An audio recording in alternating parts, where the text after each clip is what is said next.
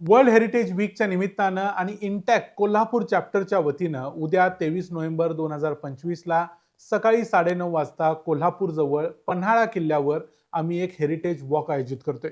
या हेरिटेज वॉकमध्ये आम्ही छत्रपती शिवरायांचा मराठ्यांचा इतिहास तर सांगणार आहोतच, त्यासोबतच तुम्हाला दाखवणार आहोत मराठ्यांचा छत्रपती शिवरायांचा पावन स्पर्श झालेल्या काही पन्हाळ्यावरच्या ऐतिहासिक वास्तू.